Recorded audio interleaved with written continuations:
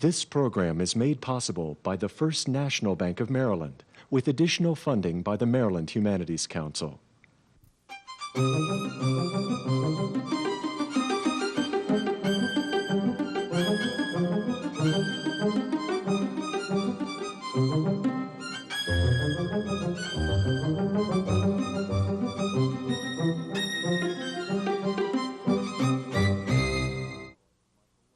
Writer Terence Winch talks with Irish poet Michael Longley. Hello, welcome to The Writing Life. My name is Terence Winch, and it's my pleasure to introduce to you today poet Michael Longley. Michael Longley in 1991 gave up his day job as director of the Arts Council of Northern Ireland, director of literature and traditional arts, with what has turned out to have been wonderful results. He, I think practically on the day that he resigned or the next day, he published a book of poems called Ceasefire, which many people consider to be his finest book. And right on the heels of that, in 1994, he published an autobiographical work called Tapani Stung. And then in 1995, another collection of poems called The Ghost Orchid. Michael Longley has been regarded as one of Ireland's leading poets for many decades, as any look through the table of contents of the most important anthologies of Irish writing, contemporary Irish writing, will show. Born and raised in Belfast of English immigrant parents with a classics degree from Trinity College, Dublin, Michael is sometimes described in terms of what he isn't: non-Catholic, non-academic, non-political for the most part.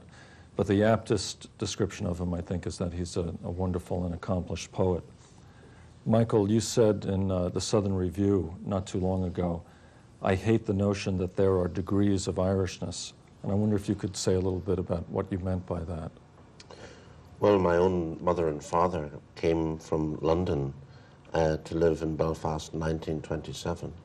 I was born there in 1939. And I consider myself Irish, since Ireland has given me most of the data out of which I make sense of experience. But I'm bound to be true to the Britannic or British tinge in my background. And I don't think that makes me any the less Irish than, say, somebody whose grandparents and great-grandparents were born somewhere in the middle of Ulster or Connaught. But I once heard a very silly person say that Yeats wasn't really an Irish poet because he was a Protestant. So, I mean, there are people who go around thinking, you know, I'm more Irish than the next person. I'm Irish mainly because I happen to have been born there and because I love the place. But it's not because I have green corpuscles or anything like that coursing around my veins. Right, right. I was intrigued to read, I think, in the same issue of the Southern Review, that you've become, I guess, a recent fan of Franco Harris, the great New York school writer who died in a tragic accident I think in 1964 or 66. Yeah, my own writing tends to be on the formal side, I suppose. I know. And the writers who are interested me a lot at the moment are Franco Harris and one or two other Americans who write freely. Raymond Carver, for instance, is better known for his prose. And I think when I start to write a poem, I'm feeling all Whitman-esque. And I hope that the work that comes out will have that kind of sweep and energy, but by the time I've worked on it, I'm afraid I feel a little bit more like Emily Dickinson. Well, how would somebody like O'Hara, what kind of influence would he have in it? Would it be pretty indirect on your work? It would be indirect, but the result would be a loosening up of my metric and a slightly more laid-back utterance, and a willingness to admit into my poems the everyday and the cadences of ordinary conversation. And at the same time, make it a poem. I think it was Samuel Beckett who said this very interesting thing, which I just picked up recently, that what interested him more than the notions of form was notions of shape. Now, we have a phrase which is used pejoratively back home, in Europe, really, in Britain, the well-made poem. Yeah. And it's something you're accused of doing rather than congratulated for. And I think it's a misnomer. I mean, I think a poem has this natural shape, an organic shape and truthfulness. It's true if it's a strict sonnet or if it's a piece of free verse. Yeah. I think you might as well talk about a well-made flower, which sounds nonsensical, yes, or a well-made snowflake. Yeah. And a true poem for me has a shape, but it has to be organic. It has to grow out of the emotions and out of the thoughts. And sometimes that results in a sonnet of some strictness, and sometimes it results in something laid back and loose-wristed and loose-limbed, like Franco Harris.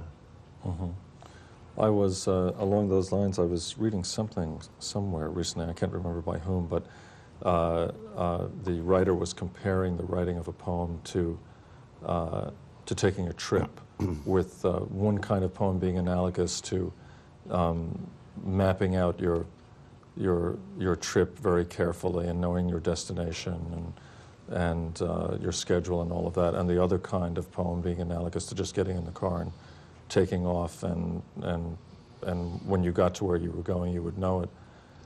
Well, can you say something about how you write, or how a poem comes to you? And well, I mean, I do think that a poem is an inner adventure, that the whole exercise of poetry is an inner adventure, and that if you know where you're going, there's no point in setting out, really. And you're venturing into unknown territory. Really, in your own psyche, in your own mind. And the shape of the poem as it emerges is like a compass which shows you where to go in this unknown territory. I mean, if you write about something you know about already, you're really just versifying opinion. I pursue a poem because it's taking me into areas I haven't been before, or telling me something I don't know already. And I mean, a poem for me invariably begins with just a word or two, a pulse, a vague notion, and I start to fiddle with it and let it run around like a little ball of mercury. And then all of a sudden realize that, yeah, there's something here, and pursuing it further. And then there's the very exciting time when I know that it's not going to get away, that I'm not going to mess it up. And I do think that the dice are loaded all the time against writing a good poem, about being too knowing, about the risk of repeating yourself, about congratulating yourself on being smart. All of those activate against a good poem. But there is something happens deep down in my solar plexus when I know, yes, I'm engaged in something that I might be pleased with in a day's time or a week's time. But I mean, where good poems, assuming that mine might be good, where poetry comes from, I have no idea. If I knew where poetry came from, I'd go there. Yeah. Well, with that in mind, maybe you could read a few poems from us, for us, starting with According to Pythagoras, from your latest book, The Ghost Orchid. Yes, this is a very free translation from Ovid's Metamorphoses. It's a joke account at the end of that book of the teachings of Pythagoras. It's spoof science, but for me, really attractive Monty Python-like poetry. When in good time corpses go off and ooze in the heat, creepy crawlies breed in them. Bury your prize bull, a well-known experiment, and from the putrid guts swarm flower-crazy bees, industrious country types, working hard as did their host, with harvest in mind. An interred warhorse produces hornets. Remove a shore crab's hollow claw, lay it to rest. The result is a scorpion charging with its tail bent like a hook. Worms, cozy in cocoons of white thread, grow into butterflies, souls of the dead. Any farmer knows that.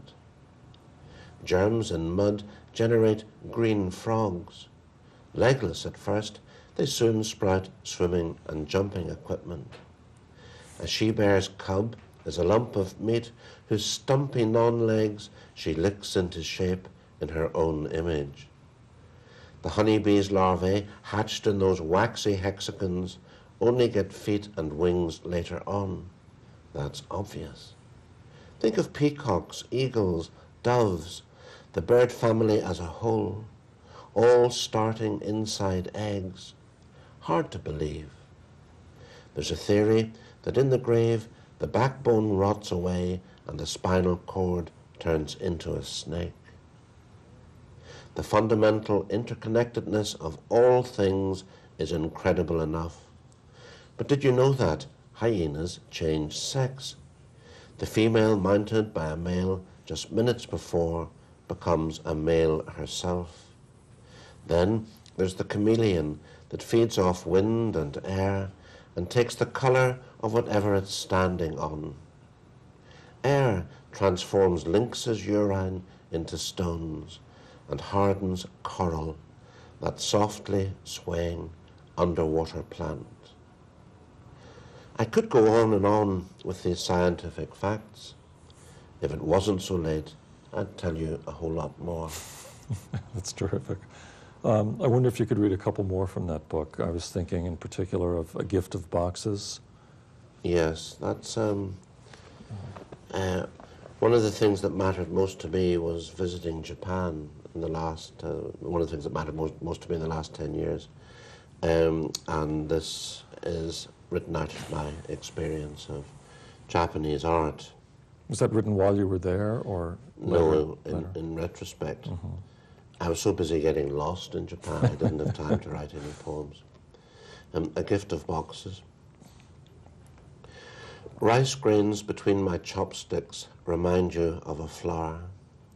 I want to wash the haggy petals in my bowl, then balance before your lips an offering of crab's brains on a shiso leaf, which looks like a nettle from Ireland, but does not sting. We are completely out of proportion in the tea house until we arrange around a single earthenware bowl ourselves, the one life, one meeting, a ribbon of water and these makeshift ideograms of wet leaves, green tea. You make a gift of boxes by putting boxes inside boxes, each one containing the Japanese air you breathe, more and more of it in diminishing boxes, smallness condensing in the end to 2 boxes the size of tears. They have planted stones in the stone garden. If I sit still, the stones will take root in my imagination and grow. You retire behind the 15th stone, which I cannot see. Whatever happens to a stone becomes its life, its flower. That's beautiful. One more from that book that I'd like you to read, and I'd like you to tell us a little bit about, if you would, is Ceasefire. Yeah. One of your better-known recent poems, I think. Well, that was an extraordinary experience for me, Terry. In August '94, I was reading this episode from the Iliad, where the old King Priam looks down on the plain of Troy, where Achilles has killed his son and is dragging his son Hector after his chariot. So he wants the body back, and he goes to visit the king, the great king warrior Achilles, to beg for it and for time for a funeral. And at the time, we were hoping that there'd be an IRA ceasefire. And I wrote the poem in the hope that perhaps I would make a very tiny contribution to that. And lo and behold, the ceasefire was declared on a Thursday, and on a Saturday my poem was published in the Irish Times. Oh, that's great. Which made me look much more nimble-footed and quick-witted than in fact I am. So that the poem, I mean, usually what I write, the sort of poetry I write, makes its occasion in private. This poem had some public existence in as much as politicians and churchmen quoted it, because it's a poem about forgiveness. Mm-hmm. Ceasefire. Put in mind of his own father and moved to tears, Achilles took him by the hand and pushed the old king gently away. But Priam curled up at his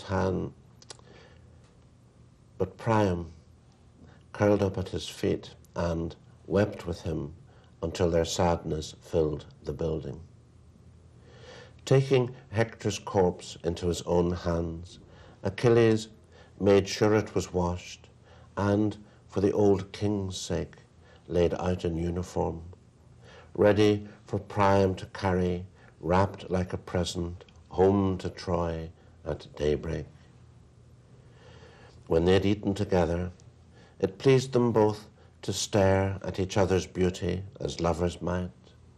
Achilles built like a god, Priam good-looking still and full of conversation, who earlier had sighed, I get down on my knees and do what must be done and kiss Achilles' hand, the killer of my son.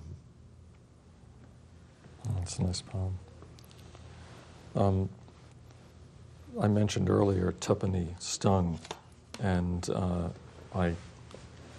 as I think I told you before, the only thing I felt that was wrong with it was that it was far too short. It's for our viewers, it's a short autobiographical work that came out a few years ago. The first part of the book is the far more personal account, and I found it to be very, very compelling, and it sort of gives a real sense of what your upbringing was like as someone who's from a fairly unique background. And I wondered if you could read a couple of passages from the book to give a sense of what the book is like, and also to give a sense of what your own childhood was like. And if you want to tell us something about that first, please do. This is about inventing myself so that at home I didn't offend my parents with a fierce Belfast accent, and at school I didn't offend my playmates by having too posh an accent. So I'm going to have to lapse, as I read this aloud, into some really broad Belfast. Because of our reduced circumstances, my parents could not afford to send Peter and me to one of the posher preparatory schools. We attended the local public elementary school where, out of a large class of nearly 40 pupils, we were almost the only middle-class children. Most of the others lived on the wrong side of the Lisburn Road. Their clothes were different from ours, woolen balaclavas, laced boots with studs in the soles. Alongside them, Peter and I must have appeared chubby and well scrubbed. I noticed at once the skinny knees and snotty noses, but most of all the accent, abrasive and raucous as a football rattle. This I soon acquired in order to make myself less unacceptable. Lend us a make. Lent me a make. It's a halfpenny. At home, I would try to remember to ask for a slice of cake and not a slice of cake, to refer to the door and the floor rather than deur and fleur. By the age of 6 or 7, I was beginning to lead a double life, learning how to recreate myself twice daily. That seems like that still has some application to your adult life. Some of those You mean I'm dilemmas, schizoid, which is absolutely true. I am.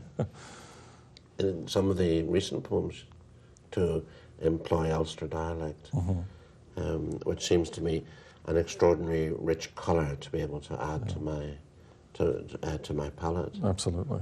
Yeah. And do you want me to read this? Yeah. Would you read that further section? Yes, this was about the sectarian tensions, which were never far below the surface, Yes. even at that early age. At primary school and later at grammar school, there was little on the curriculum to suggest that we were living in Ireland. No Irish history, except when it impinged on the grand parade of English monarchs. No Irish literature, no Irish art, no Irish music. When we sang in music classes, we mouthed English songs. One inspector criticised our accents and forced us to sing each with his bonny loss, a dancing on the grass. Our teacher in Form 3, an affable man who coaxed us through the 3 hours with care and skill, became tense when for one term we were joined by a boy from Dublin. Having flirted for a while with the unfortunate 9-year-old's political ignorance and with his own paranoia, the teacher eventually decided to confront this embodiment of menace and treachery. It was a crude question. Niall, who runs Belfast? Dublin, sir. Who? This was much more than he had hoped for. To the front of the class, boy. Who runs Belfast? Dublin, sir. A slap in the face. Who told you that? Another slap. A spitly crescendo of hatred. My granny, sir. More slaps. And Niall in tears. We were invited to correct the error, to put down the rebellion. We did so and felt frightened and exhilarated. That's a wonderful passage. It says an awful lot. To get back to something we talked about a little earlier when you were discussing Franco Harris, I wonder if you could give us a sense of what role, if any, American poetry plays in the lives of Irish poets. Is there much intersection at all? Well, it's rather hard to get books, especially if you live in Belfast, which is right at the edge of Europe. But for many years, we've been reading Frost. Quite recently at an American dinner party, I said that Frost was my favourite American poet, and people started to laugh. They thought I was joking. But he does seem to me to be a very profound and great poet, and he's influenced Muldoon and Heaney and a whole lot of us. In the 60s and 70s, Richard Wilbur meant an enormous amount to me, and he brought back for us a kind of formalism. I mean, he's dismissed very unkindly as a campus dandy. He seems to be, at his best, a very beautiful and immortal poet. Emily Dickinson. But I'm talking about poets from the past. It is quite difficult to keep up with what's happening now. But when I'm in America, I buy selected poems and so forth. I've been reading Louise Glick, Mark Strand, W.S. Merrill, many poets. But we're busy doing our own thing there, you know. Yeah. And I think in our arrogance, we might be hoping that some American poets will be reading us soon, right. You know. Well, I think actually Irish poets are given a pretty good hearing over here. Yes. And Sure. And certainly, Seamus Heaney's winning of the Nobel Prize and all of that is something of an indication of that. Yeah, it was pretty big news. Yeah, I guess. it certainly was. It certainly was. I'm sorry, go ahead. There was a poem, I was wondering, I might read it. It's about my own funeral. Absolutely, yeah. Is it a funny poem? Well, I find it funny. When I write mainly elegies and love poems. Yes. And I've discovered really that my elegies aren't, my love poems, I should say, aren't that much more cheery than my elegies. And I like to think I have written a number of humorous poems. But when I read them at poetry readings, nobody laughs.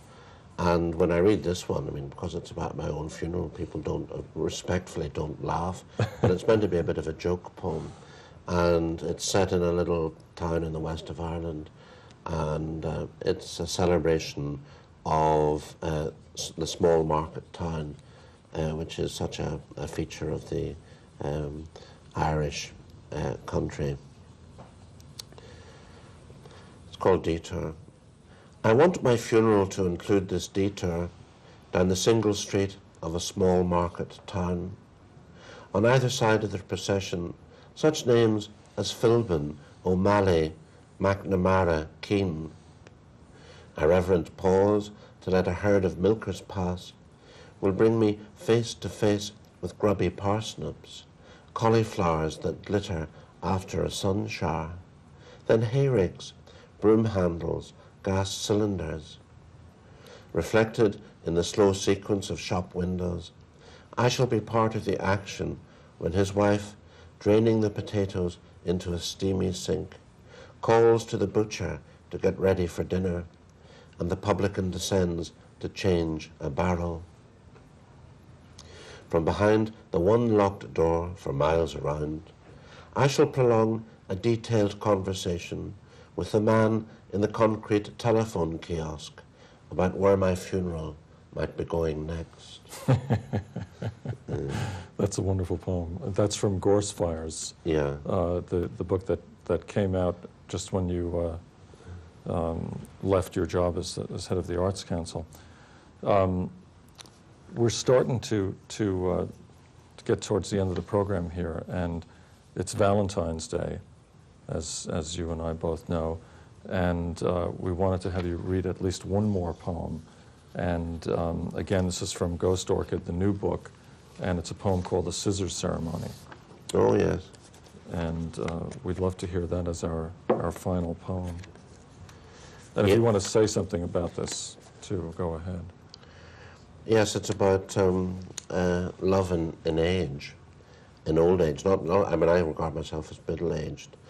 But I think there should be space in love poetry for varicose veins and Guinness paunches. Absolutely. And bald heads. This is reaching in that direction. And it's set in South Belfast, the leafy suburbs of South Belfast. The Scissors Ceremony. And this is influenced by Franco Harris. What they are doing makes their garden feel like a big room.